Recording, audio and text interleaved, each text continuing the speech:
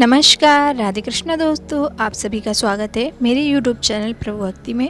और जैसा कि रोज की तरह आज हम फिर से बहुत ही अच्छी जानकारी के साथ एक नया वीडियो लेकर आए हैं। जी हाँ, आज हम लोग बात करेंगे मोहिनी एकादशी के बारे में, जो वैशाख मास के शुक्ल पक्ष की एकादशी तिथि को पड़ती है। और मोहिनी एकादशी क्यों उसका नाम पड़ा है, तो जब समुद्र मंथन हुआ था और समुद्र मंथन में जब अमृत कलश निकला था तो अमृत का पान देवताओं को कराना था और असुर भी उसकी जो मांग कर रहे थे, क्योंकि देवताओं और असुर दोनों ने ही समुद्र मंथन किया था।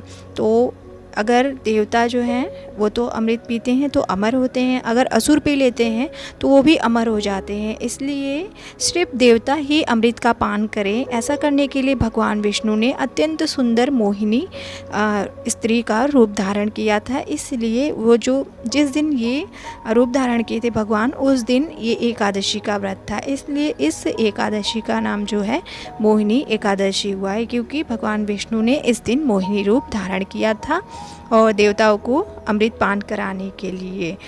तो इस कारण जो है मोहिनी एकादशी का नाम है। और जो मोहिनी एकादशी व्रत है वो इस बार 19 मई को पड़ रहा है।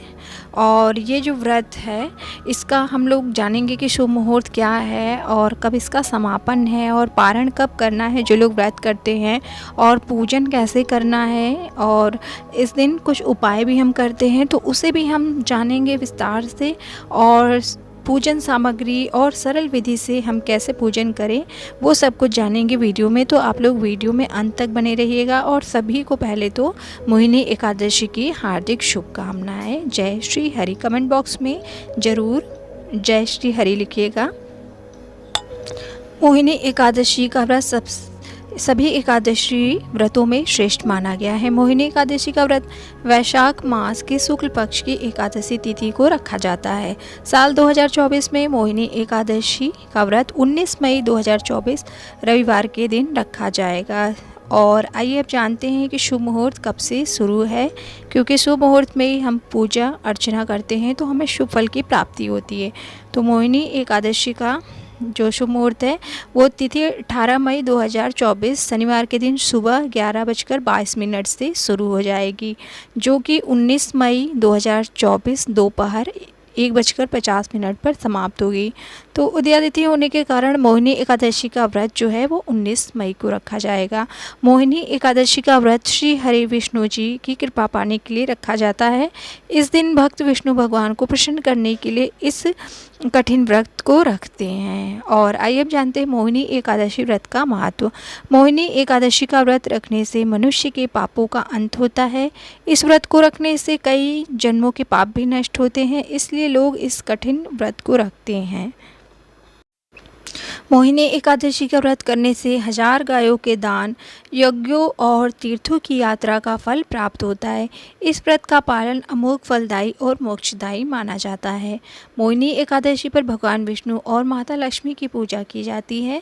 मोहिनी एकादशी का व्रत भगवान विष्णु को समर्पित है। जो भी व्यक्ति इस पावन दिन पूरे विधि विधान से व्रत रखता है उसके जीवन में सब कुछ कल्याणमय ही होता है।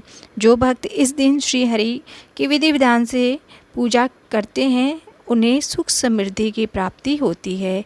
मोहिनी व्रत करने से मोक्ष के द्वार खुल जाते हैं। मोहिनी व्रत करने से सभी प्रकार के जो कष्ट हैं वो दूर होते हैं। पौराणिक मान्यता के अनुसार इसी दिन भगवान विष्णु ने मोहिनी अवतार धारण किया था, इसलिए इस एकादशी को मोहिनी एकादशी कहा जाता है। और आइए अब जानते हैं मोहिनी एकादशी पूजन की जो सामग्री लिस्ट है तो उसे नोट कर लें। सबसे पहले तुम्हें चाहिए गंगा जल, एक चौकी, सुपारी, तुलसी दल, नारियल, चंदन, पीला कपड़ा, आम के पत्ते, कुमकुम, पुष्प, मिष्ठान। पीली मिठाई आप कोई भी ले सकते हैं जो भगवान विष्णु को पसंद है। लड्डू ये भी ले सकते हैं, बेसन के लड्डू या मोतीचूर के लड्डू आप ले सकते हैं। और अब पीले फूल लें तो बहुत ही अच्छा है, कनेर के फूल ले लें, गेंदे के फूल ले लें, ये सभी इस समय मार्केट में उपलब्ध हैं। तो आप पंचमेवा रख लें और लौंग रख लें, अक्षत रख लें और धूप दीप रख लें और गाय का घी रखें दीप जलाने के लिए। और फल में आप आजकल जो मौसमी फल चल रहे हैं आप कोई से भी ले लें, और अगर आप केला लेते हैं तो बहुत ही अच्छी बात है, क्योंकि भगवान विष्णु को केला बहुत ही प्रिय है। और साथ में आप भगवान विष्णु और माँ लक्ष्मी की प्रतिमा मूर्ति ले लें, या अगर आपके पास चित्र है तो आप चित्र की भी पूजा कर सकते हैं। तो आइए आप जानते हैं कि पूजन कैसे करना है सरल विधि से।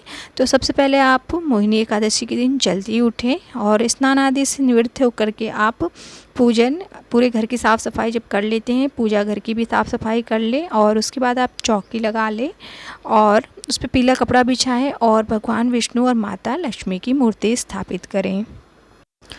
अब आप मूर्ति है तो आप गंगा जल से अभिषेक करें। उसके बाद अगर आप चित्र रखे हैं तो आप पुष्प द्वारा जल के छींटे लगा दें, और मूर्ति है तो आप अच्छे से स्नान कराएं। उसके बाद आप मूर्ति को अच्छे से सुखा लें, किसी स्वच्छ कपड़े से सुखा लें। उसके बाद आप तिलक करें, पीले चंदन से भगवान विष्णु को तिलक करें, बहुत ही प्रिय है उनको। और माता लक्ष्मी को भी तिलक करें और माता लक्ष्मी को सिंदूर भी अर्पित करें। और उसके बाद आप पुष्प चढ़ाएं, माला पहनाएं, और वस्त्र है तो आप वस्त्र अर्पित करें, माता को चुनरी अर्पित करें, और साथ में आप रक्षा सूत्र भी अर्पित करें। और माता को आप अगर श्रृंगार की वस्तुएं चढ़ाना चाहते हैं तो माता रानी को श्रृंगार की वस्तुएं ज़रूर चढ़ाएं, इससे आपका जो सुहाग है वो बना रहता है। और जो भगवान विष्णु हैं उनको आप अब पुष्प चढ़ाने के बाद फल इत्यादि चढ़ाएं, मिष्ठान चढ़ाएं, और कसैली जो आपने लिया है वो चढ़ाएं, और माता लक्ष्मी को नारियल चढ़ाएं। कलावा लपेट करके स्वास्तिक बना लें उस पर सिंदूर से, और 7 बार टीका लगाएं और नारियल चढ़ा लें। और इसके बाद आप जो भी प्रसाद के भोग रखे हैं, दही या पंचामृत का भोग जरूर लगाएं भगवान विष्णु जी को, और तुलसी दल जरूर अर्पित करें। अगर आपने एक दिन पहले तुलसी दल नहीं तोड़ा है तो आप नीचे गिरी हुई तुलसी जी जो गमले में आप लगाए रहते हैं तो पत्ते झड़ जाते हैं इस समय, तो वो आप धुल करके अर्पित करें भोग में। और इस तरीके से पूजा सामग्री आपकी चढ़ जाती है। अब धूप दीप भगवान को जलाएं और आरती दिखाएं, पूरे घर में आप आरती दिखाएं। उसके बाद आप भगवान के मंत्रों का उच्चारण करें। मंत्र इस प्रकार है, ओम नमो भगवते वासुदेवाय नमः। इन मंत्रों का आप एक माला जाप करें, या यथासंभव 11-21 इतना भी कर सकते हैं। और विष्णु सहस्त्र नाम का पाठ करें अगर आपसे समर्थ है तो, और विष्णु चालीसा पढ़ें, लक्ष्मी चालीसा पढ़ें और आरती करें। और इस तरीके से पूजा हो जाती है। और अंत में धूप दीप कपूर की धुनी है वो पूरे घर में दिखाएं, इससे जो घर का वातावरण है वो पॉजिटिव होता है और जो नकारात्मकता होती है वो बाहर चली जाती है। तो आप ज़रूर धूप दीप की धुनी दिखाएं, पूरे घर में घंटी और शंख इत्यादि बजाएं, इससे वातावरण जो होता है बहुत ही सुंदर होता है और सुगंधित हो जाता है। और अंत में आप क्षमा याचना जरूर करें, क्योंकि पूजन के दौरान हमसे कुछ ना कुछ गलती हो ही जाती है, तो क्षमा याचना जरूर करें। और अंत में अपनी प्रार्थना करें भगवान से, और आखिरी में सभी बड़ों का आशीर्वाद लें और प्रसाद सभी को वितरित करें और स्वयं भी ग्रहण करें। अगर आप निर्जला व्रत रख रहे हैं तो आप प्रसाद नहीं ग्रहण करेंगे। जब आप व्रत का पारण करेंगे जब पारण करेंगे तब आप प्रसाद खा करके व्रत का पारण करेंगे। तो इस तरीके से बहुत ही सरल विधि से पूजा हो जाती है। और अब आइए जानते हैं कि हम क्या उपाय मोहिनी एकादशी पर कर सकते हैं। तो उन उपायों को आइए जान लेते हैं। तो मोहिनी एकादशी पर तुलसी जी के सामने शुद्ध देसी का दीपक जलाएं, घी का। इसके बाद ओम श्री तुलसी विद्यमे विष्णु प्रियाय धीमहि तन्नो वृंदा प्रचोदयात् मंत्र का जाप भाव के साथ करें। फिर तुलसी जी के पौधे की 11 बार या 7 बार परिक्रमा करें। इस उपाय को करने से भगवान विष्णु प्रसन्न होते हैं, साथ ही जीवन में आ रही जो परेशानी है वो बाधाएं हैं वो सब समाप्त हो जाते हैं। विष्णु भगवान की कृपा बनती है और तुलसी माता की भी कृपा बनी रहती है। तो ये उपाय आप ज़रूर करें। और भी उपाय हैं, आइए उनको भी जानते हैं। और दूसरा उपाय है, जिन लोगों के विवाह में देरी हो रही है उन लोगों को मोहिनी एकादशी के दिन भगवान विष्णु को पीला पुष्प चढ़ाना चाहिए। ऐसा माना जाता है कि इस उपाय को करने से शादी में आ रही सभी अड़चनें दूर होंगी और साथ ही जीवन में खुशियां आती हैं। तो आप पीला फूल और हल्दी ज़रूर अर्पित करें।